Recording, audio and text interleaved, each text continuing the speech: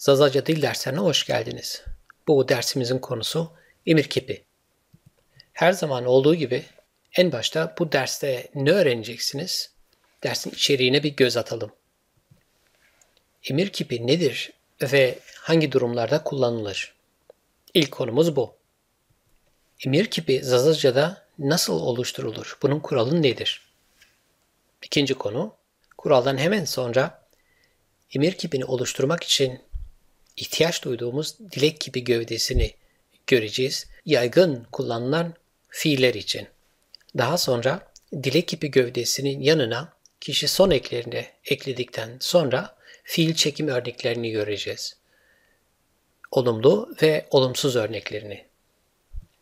Başta basit fiiller için, daha sonra ayrılabilir fiiller için ve en son birleşik fiiller için. O halde dersimize başlayalım. Emir kipi Zazaca'da hangi durumlarda kullanılır? Gelin birlikte birkaç örneğe bakalım. İlk örneğimiz bıkı. Emir yani yap ve yasaklama mekı yapma. İkinci örnek emir buane oku veya yasaklama mevane okuma. Üçüncü örnek ronişi otur. Yasaklama menişero veya romenişi yani oturma. Üçüncü örnek kasebeke veya kaseke yani konuş. Yasaklama kasemeke yani konuşma. Ve son örnek bıkıpil veya pilke yani büyüt.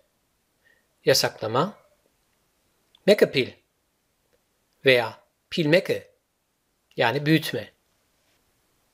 Şu ana kadar verdiğim örneklere bakarak birkaç sonuç çıkarabiliriz. İlki bu b eki ile ilgili.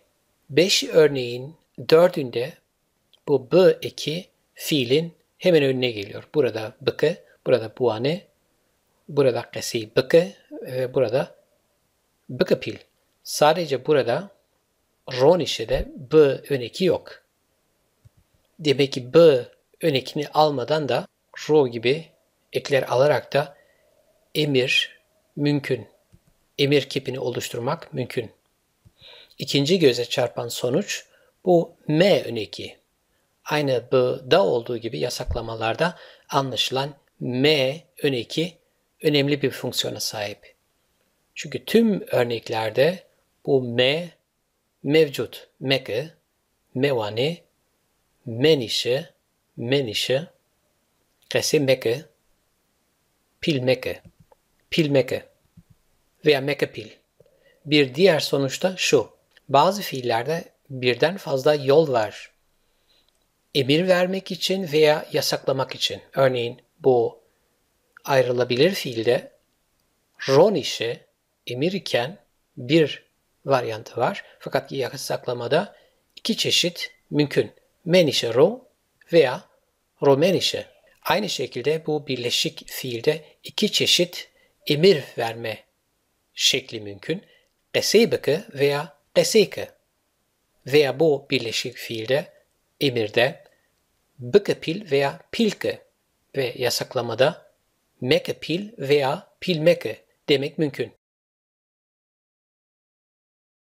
Emir kipin kuralı şöyle.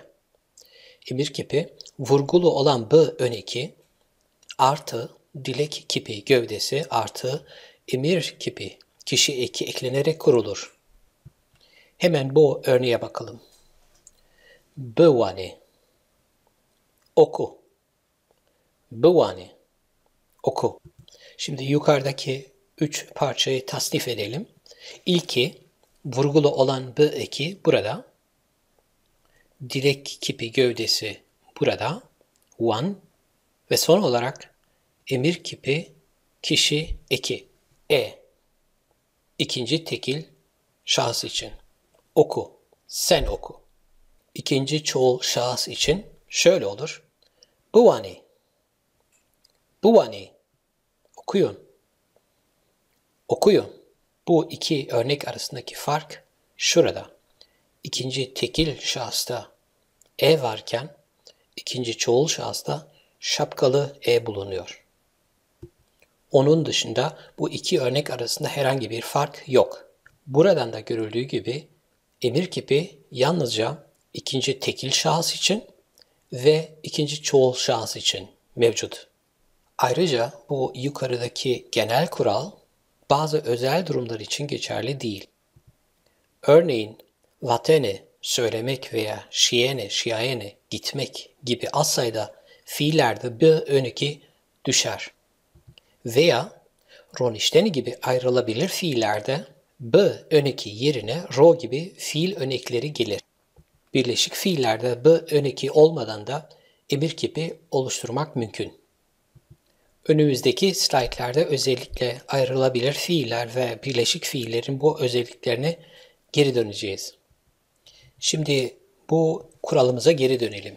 Kuralımıza göre kip 3 parçadan oluşur ve ilk parçası sabit gözüküyor. B öneki ve son parçası emir kipi kişi eki. 2 varyantı var. E ve şapkalı E.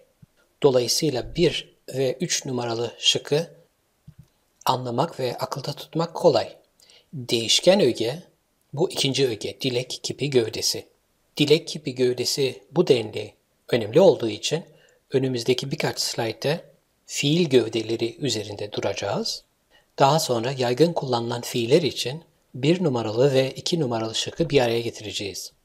Sunumun son kısmında emir kipi kişi eklerini de ekleyerek çekim örneklerine geçeceğiz. Başta olumlu örnek olan emirleri için, daha sonra olumsuz olan yasaklamalar için.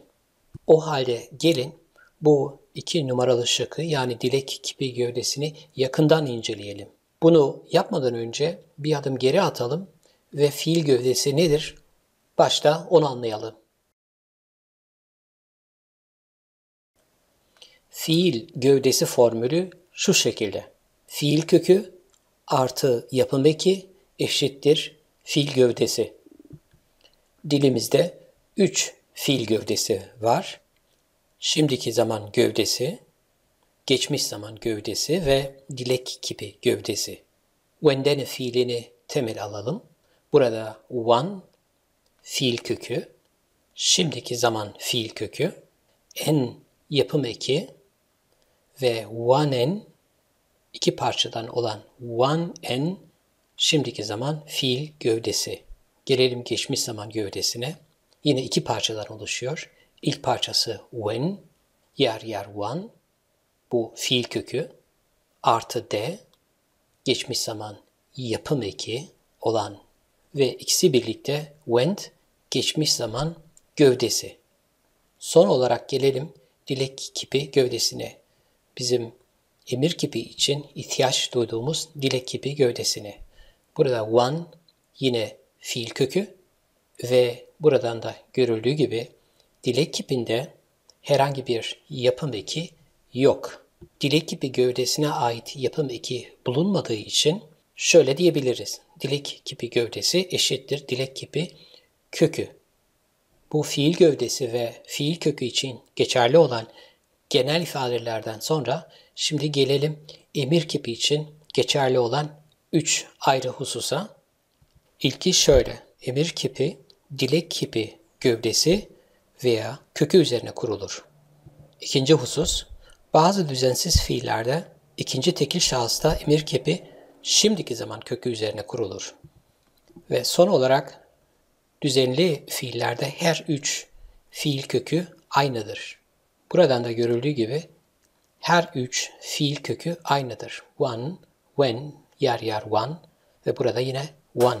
Fiil gövdeleri, şimdiki zaman, geçmiş zaman ve dilek kipi gövdeleri farklı olmasına rağmen fiil kökleri burada düzenli fiil olduğu için aynıdır. Fakat bu durum düzensiz fiillerde farklıdır. Düzensiz fiillerde bu 3 fiil kökü farklılaşabilir. Şimdi bir adım daha ileri gidelim ve Demin verdiğim örneği genişletelim.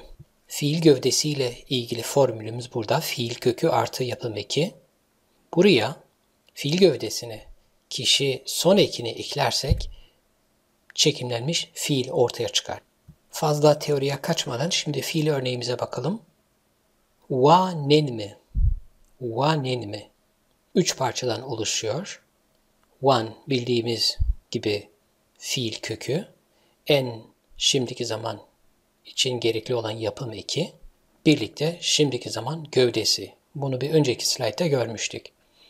İmi kişi son eki de eklenince bu ortaya çıkıyor. Şimdiki zaman birinci şahıs çoğul biz okuyoruz. Bu şimdiki zaman gövdesiyle bir örnek. Şimdi geçelim geçmiş zaman gövdesine. Wendo, wendo, ma wendo biz okumuşuz. Burada when fiil kökü, de bildiğimiz gibi yapım eki, geçmiş zaman için gerekli olan yapım eki ve o kişi son eki. Birlikte öğrenilen geçmiş zaman birinci şahıs çoğul. Biz okumuşuz. Gelelim üçüncü fiil gövdesine, dilek kipi gövdesi. Bu anime. Bu anime. Bu dilek kipi veya emir için gerekli olan önek. Burada one fiil kökü, yapım eki bulunmuyor dilek kipi gövdesinde ve ime kişi son eki. Birlikte bu anime yani okuyalım. Okuyalım dilek istek kipi ikinci şahıs çoğul. Peki bu fiil gövdesiyle ilgili şemanın emir kipiyle ne bağı var? Bağ şurada. Dilek kipi gövdesinde, dilek istek kipinde olduğu gibi aynı emir kipinde de dilek kipi gövdesine ihtiyaç duyuyoruz. Dilek kipi gövdesi burada one, burada da one. Bu ile birlikte bu one, bu one. Aradaki fark kişi son eklerinde. Bu animi okuyalım. Bu anne oku. İkinci tekil şahıs için. Madem emir kipini oluşturmak için dilek kipi gövdesini bilmek gerekiyor ve dilek kipi gövdesi bu kadar önemli, o halde gelin birlikte yaygın kullanılan fiiller için dilek kipi gövdesini görelim. Bu üç fiil gövdesinin kullanımını görmek istiyorsanız sağ üst köşedeki i'ye tıklayın ve bizim fiil çekimlerine genel bakış videomuzu izleyin. Özellikle ikinci bölümünü. Öbür derslerde olduğu gibi bu ve bundan sonraki sayfada bu tabloda yaygın kullanılan 40 fiil göreceksiniz. Sağ üst köşede bizim emir kipi kuralını görüyorsunuz. 3 parçadan oluşan ve biz birinci ve ikinci parçayla ilgileniyoruz bu tabloda. Emir kişi son eki fiil çekimlerinde ekleyeceğiz. Tabloyu inceleyelim. Sol tarafta fiil numarası, Zazaca mastar hali, örneğin amayeni, Türkçe tercümesi, mesela burada gelmek, burada fiilin ön eki alıp almamasını gösteriyor. Örneğin burada b ön ekini alıyor. Fakat burada herhangi bir ön ek almıyor. Evet böyle fiiller de var. En başta dediğim gibi berdeni fiili veya şiani fiili herhangi bir ek almıyor bu fiil. Ve bu sütunda dilek kipi gövdesi. Yani numara 1 burada ve numara 2 burada. Bu sütuna geri döneyim. Demin de dediğim gibi b ön eki alan fiiller var. Amayeni ve berdeni almayan fiiller var. Tek parçalı olan basit fiillerde. İkinci fiil türümüz olan ayrılabilir fiillerde, örneğin rauşteni veya ronişteni de b ön eki yerine ra ya da ro gibi fiil önekleri geliyor. Biz bu kuralları dilek kipi dersinden biliyoruz. Onu sağ üst köşeye bağlıyorum. Oradan izleyebilirsiniz. Ve gelelim birleşik fiillere. Yani iki parçadan oluşan fiiller. Bu isim, burada da temel fiil. Aynı fiil b alarak da emir kipini oluşturur. B almayarak da oluşturabilir. 1 ve 2 numarayı birleştirdiğimizde, yani bu ve bu sütunu birleştirdiğimizde Gese Kerdane fiili için şöyle bir sonuç çıkıyor. Qesi biker veya qesi ker. İkisi de mümkün. Örneğin Türkçedeki konuşun fiili için şöyle denilebilir. Qesi bikeri, qesi bikeri, konuşun. Veya qesi keri. Yani b alarak veya almayarak emir kipi oluşturulur birleşik fiillerde. Bu ön eki konusundan sonra gelelim numara 2'ye, dilek kipi gövdesi. Burada da bir iki ayrıntı var sizinle paylaşmak istediğim. Bu genel kuralımıza göre emir kipi dilek kipi gövdesi üzerine kurulur. Bir istisnayla ve bu istisna tüm ağızlar için geçerli. Görelim istisnayı. Evet, bazı fiillerde ikinci tekil şahıs için, evet burada kırmızı yıldız ikinci tekil şahsı gösteriyor. Bazı fiillerde ikinci tekil şahıs için dilek kipi gövdesini değil, şimdiki zaman kökünü kullanıyoruz. Örneğin çok sık kullanılan kerdane fiiline bir bakalım. Kerdane etmek yapmak. B öneki var. Dilek kipi gövdesi burada ker. B ile birleşti mi ker olur. Örneğin ikinci çoğul şahısta bikeri olur. Yapın. Bikeri. Fakat ikinci tekil şahısta şöyle olur. Bıkı. Yani burada kök ker iken dilek kipi gövdesi veya dilek kipi kökünde şimdiki zaman kökünde sadece k'dir. Burada biker, burada bıkı. Bu sapma her fiil için geçerli değil. Burada görüldüğü gibi Gurette'nin fiili için geçerli. Beceri alın ama bıcı al. Ardeni fiili için geçerli ama aynı fiili için aynı şekilde geçerli. Bir sonraki sayfaya bakalım. Burada bunu görmüştük. Qesi ker kök iken kerdeneden dolayı, temel fiilden dolayı bir ikinci tekil şahısta qeseki olur. Qesekeri konuşun. Qeseki konuş. Şiayne için şori veya şeri gidin. Fakat burada ikinci tekil şahısta şo veya so git. Bu genel kuraldan ilk sapma tüm ağızlar için geçerli. Bunun dışında ikinci bir sapma var ve bu ikinci sapma ağırlıklı olarak Ovacık, Hozat, Çemişgezek gibi ağızlarda sık rastlanır fakat orayla sınırlı değil. Mamikye veya Pülümür'de de denk gelmek mümkün. Peki nedir bu genel kuraldan sapma? Şu ana kadar şunu öğrendik. İkinci çoğul şahıs için kök burada ve ikinci tekil şahıs için eğer varsa bir sapma kök burada. Örneğin yapın edin için bikeri ve yap için bıkı denir.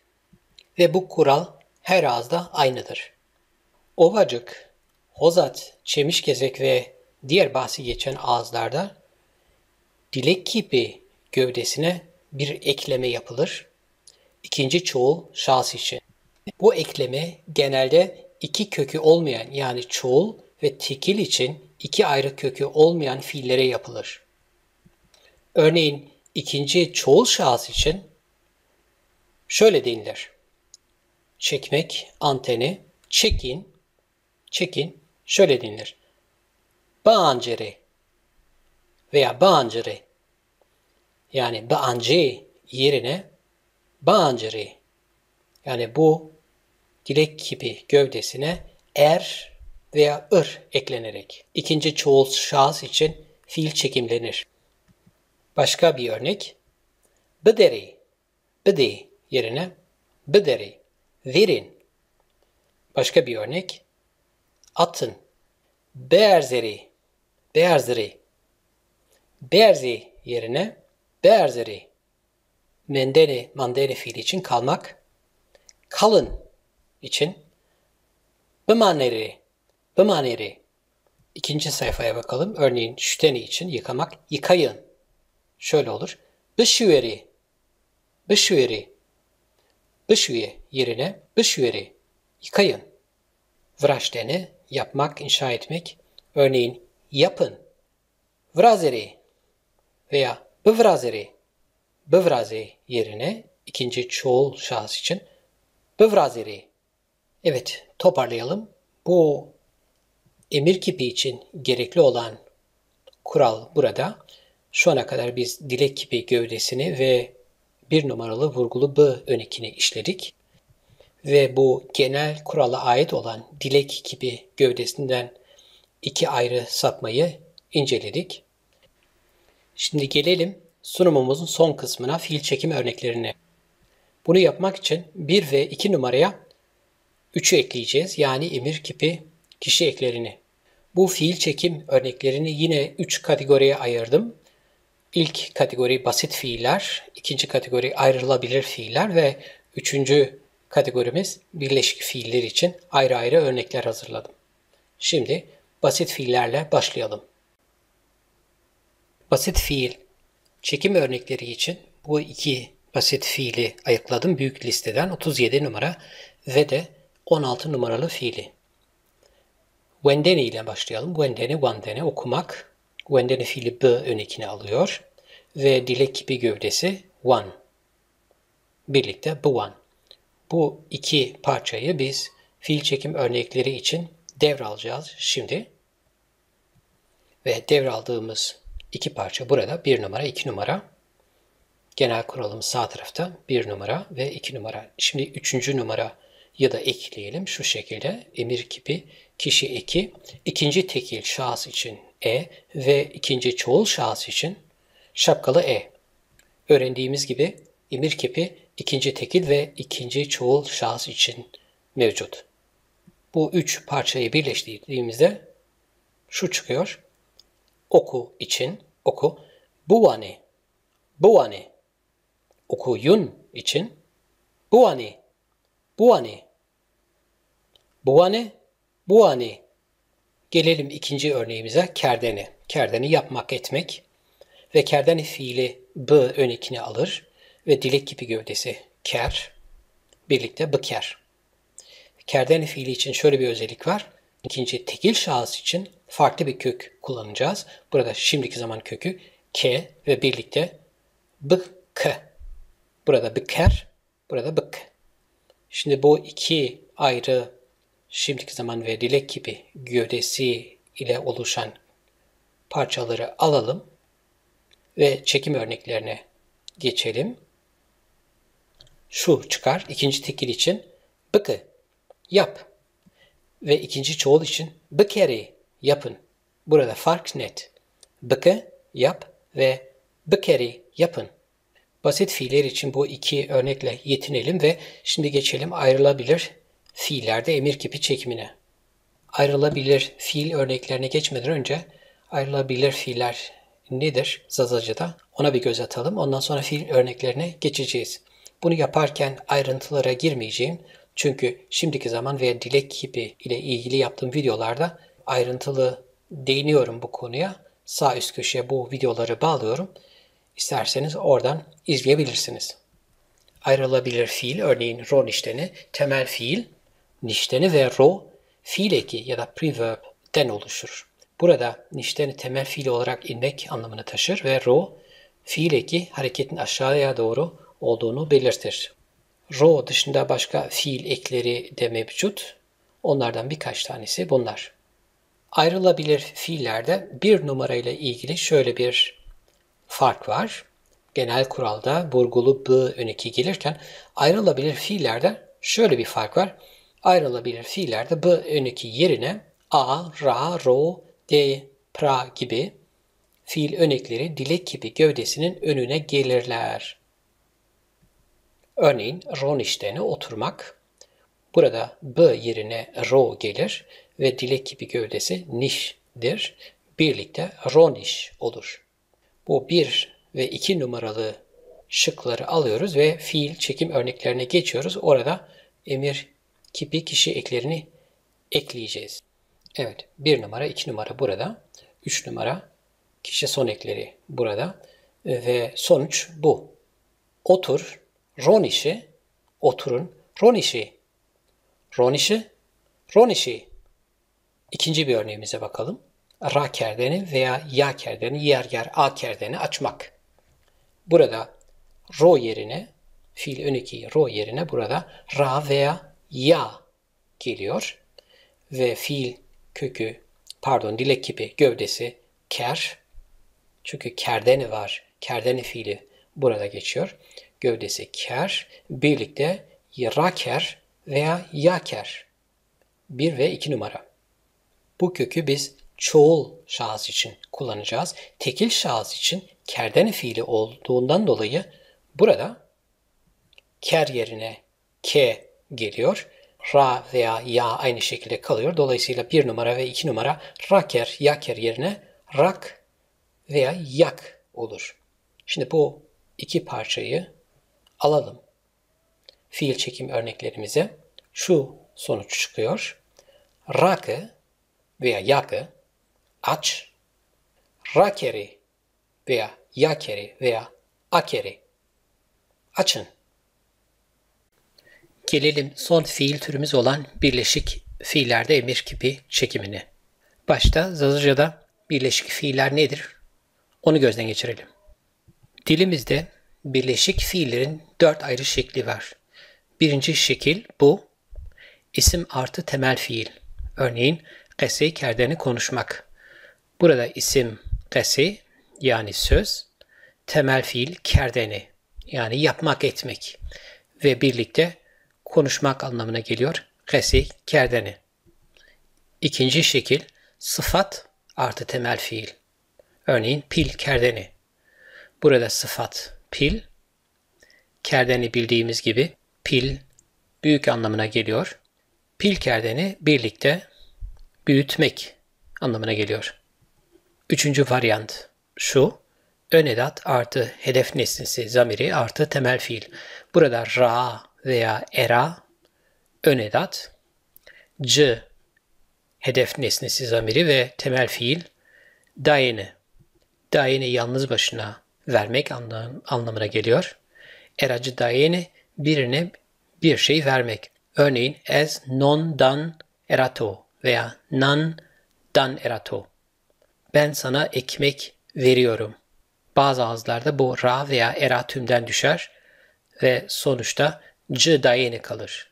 Ez non danto veya ez nan danto. Sana ekmek veriyorum. Dördüncü bir varyant şöyle. Diğer artı temel fiil. Örneğin vindi kerdeni kaybetmek. Vindi burada tek başına herhangi bir anlamı yok ama kerdeni ile birlikte kaybetmek anlamına geliyor. İkinci bir örnek. Kerdeni dayeni. Kerdeni dayeni bir ittirgen fiil. Türkçe'de yaptırmak anlamına geliyor. Burada dayeni temel fiil ve kerdeni diğer konumunda. Neden dayeni temel fiil? Bir çekim örneğiyle daha iyi anlaşılacak. Örneğin bu işi yaptır. Ne kari bıdı kerdeni. Burada çekime uğrayan dayeni fiili. Kerdeni olduğu gibi kalıyor. Görüldüğü gibi basit ve ayrılabilir fiillerden farklı olarak birleşik fiiller 2 veya 3 parçadan oluşurlar. Bu sağ taraftaki kuralı uygulamadan önce önemli bir ek kural eklemek istiyorum. O da bu B ön eki ile ilgili. Bu bahsi geçen A, B, C, D türleri, alt türleri çekimlenirken hem B ön eki alarak çekimlenebilir hem de B ön ekini almayarak çekimlenebilir. Bundan dolayı bu alt kuralı şöyle adlandırdım. Varyant A ve varyant B olarak. Varyant A'da fiiller veya temel fiil B ön ekini alarak çekimlenir. Varyant B'de B ön ekini almayarak çekimlenir. Varyant A'da yani B ön ekini alarak çekimlenen örnekte A dışındaki yani buradaki A dışındaki B, C ve D için geçerli. A dışındaki tüm diğer birleşik fiil türlerinde temel fiil çekime uğrar ve başa gelir. Temel fiil dışındaki tüm diğer ögeler, sıfat vesaire sona gelirler. Yani B'de olduğu gibi pil kerdeni çekimlendiğinde pil sona gider ve temel fiil olan kerdeni başa gelir. Aynı şekilde C ve D için geçerli fakat A için geçerli değil. Varyant A'da sıralama kesi başta ve kerdeni sonda kalır çekimlenirken de. Gelelim varyant B'ye ve bu varyant B A, B, C ve D için geçerli. B ön ekini almayarak çekimde birleşik fiili oluşturan tüm ögeler, isim, sıfat vesaire pozisyonlarını korurlar ve temel fiil çekime uğrar. Yani çekimde A, B, C ve D için buradaki parçalar, resi, kerdeni, pil, kerdeni, tüm ögeler yerlerini, pozisyonlarını korurlar ve sıralama değişmez. Resi başta kalır, kerdeni sonda kalır. Pil başta kalır, kerdeni sonda kalır. Vindi başta kalır ve kerdeni sonda kalır. Bu teorik altyapıdan sonra şimdi gelelim varyant A ve varyant B'yi gösteren fiil örneklerine. Şimdi birleşik fiillerimizi teker teker analiz edelim ve fiil çekimlerine geçelim. İlk fiilimiz gese kerdeni, fiil türü A. Konuşmak. Burada bir numaralı öge yani B öneki burada ve dilek kipi gövdesi burada. Ve birleşik hali burada. Gese beker. B öneki aldığı için fiilin varyant A'dan bahsediyoruz. Çünkü varyant A'da fiil çekimlenirken B öneki alıyor. Peki varyant B'de durum nasıl? Varyant B'de 2 numara değişmezken 1 numara değişiyor. Burada B yerine daha doğrusu B düşer ve geri kalan 1 ve 2'nin birleşimi gese ker. Gese beker yerine varyant B'de gese ker arda kalıyor. Daha önce de yaptığımız gibi bu 1 ve 2'yi devralıyoruz ve fiil çekim örneğine geçiyoruz emir kiplerini ekleyerek. Fakat ondan önce kerdeni fiili için ikinci tekil şahıs için ayrı ya da farklı bir fiil gövdesi var mı ona bakalım. Evet var. Kerdene'den dolayı, temel fiil kerdene'den dolayı ikinci tekil şahıs için şimdiki zaman kökünü kullanıyoruz. Gese ke ve dolayısıyla varyant A için gese bık ve varyant B için ise gese ke arda kalıyor. Şimdi bu sütunu ve bu sütunu fiil çekim örneklerine devralacağız. Devraldığımız 1 ve 2 numara burada. Kişi 2 burada 3 numara. Ve bu şekilde her 3 numarayı bir araya getirmiş olduk. Toplamı burada. Gese bıkı. Konuş. Veya geseke. Konuş. Gese bıkı varyant A ve geseke varyant B. Bu ikinci tekil için örnek. Şimdi ikinci çoğul için örneğe bakalım. Aradaki fark burada. 1 ve 2 numarada gese beker. Evet, gese bık yerine gese beker 1 ve 2 numara ikinci çoğul için. İkinci opsiyon gese ker. Gese beker varyant A ve gese ker varyant B. Emir kipi kişi ekini de alalım. Üçü birlikte burada. Varyant A için gese bekeri konuşun veya gese keri konuşun. Şimdi A olan gese kerdeneden sonra gelelim pil kerdeni yani sıfat artı temel fiil veya eracı dayını edat artı hedef nesnesi zamiri artı fiil ve diğer artı temel fiile. Pil kerden ile devam edelim. Gese kerdeninde olduğu gibi burada da iki opsiyon var. Beker pil 1 artı 2 için beker pil veya pilker. Bu çoğul için ikinci tekil şahıs için burada bık pil ve pilk. Bu alan varyantta yukarıdaki örneğe göre şöyle bir fark var.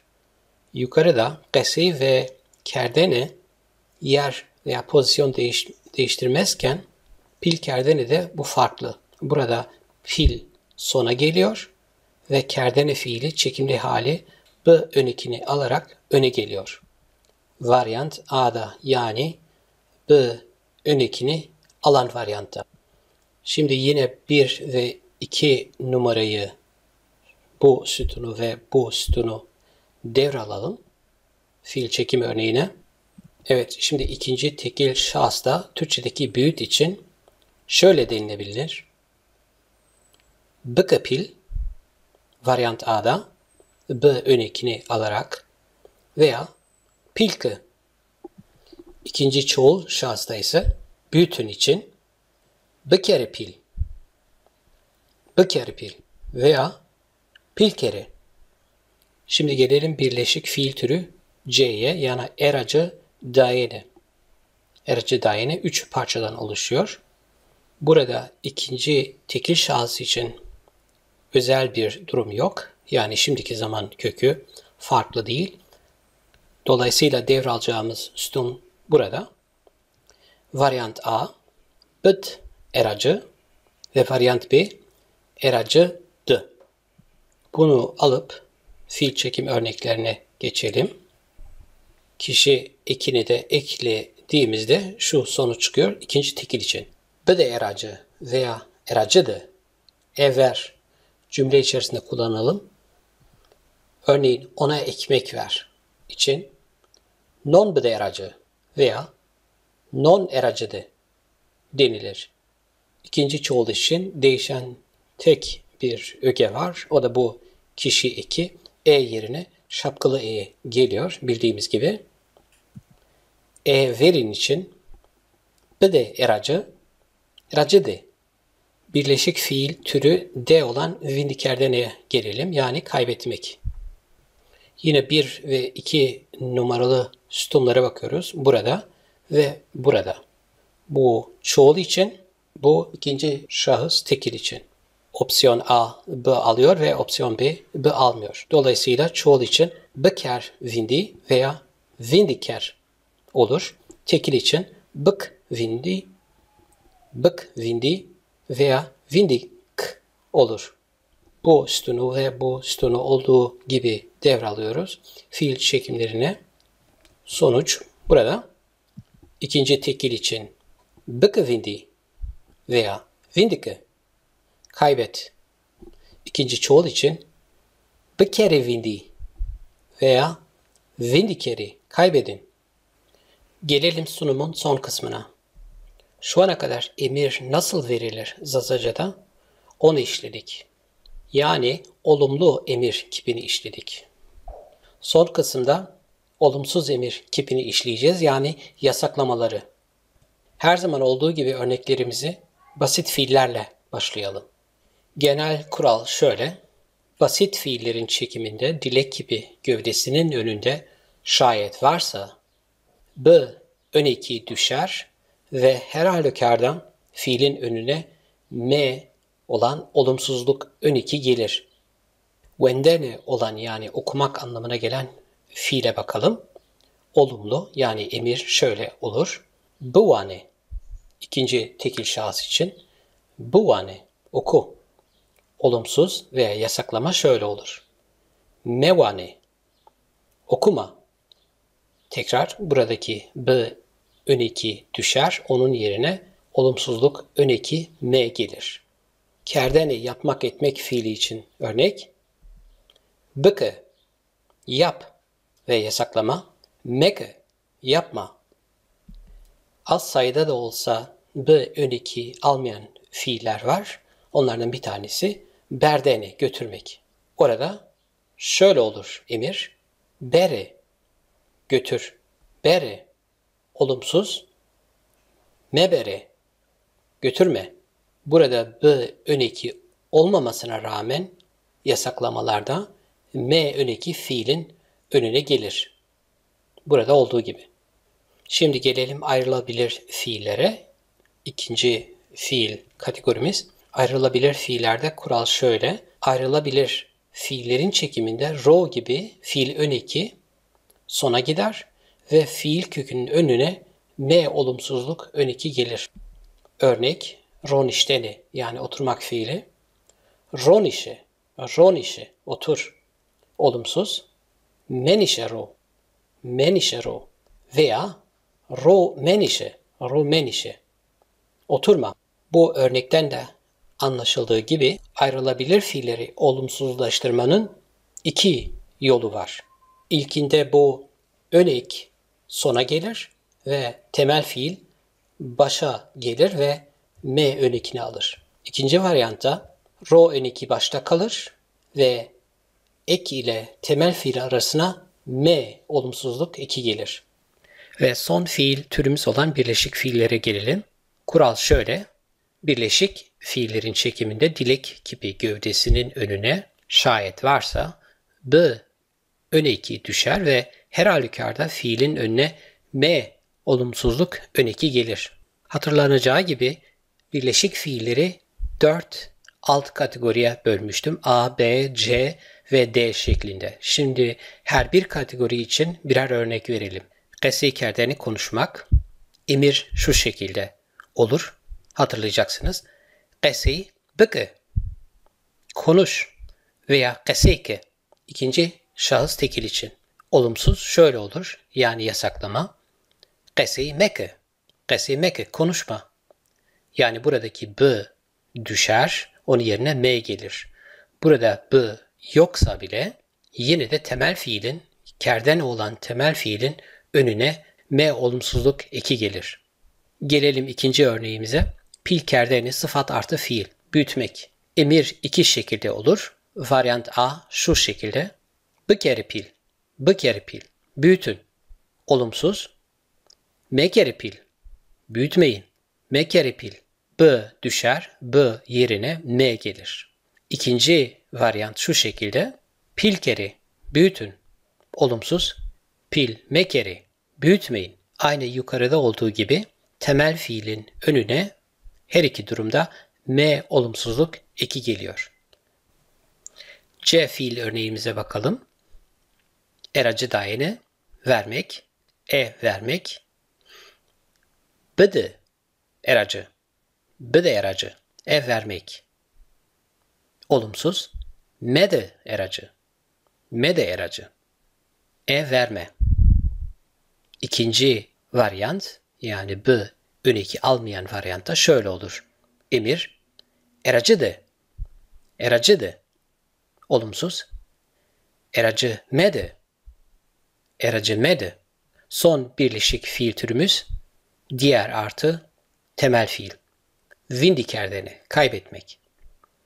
Bıkı vindi kaybet. Olumsuz. Meke vindi kaybetme.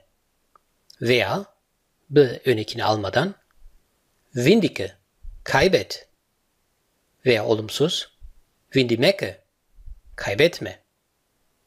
Bu şekilde yine geldik sunumun sonuna. YouTube kanalımıza abone olup bir mesaj bırakırsanız memnun oluruz. Kolay gelsin.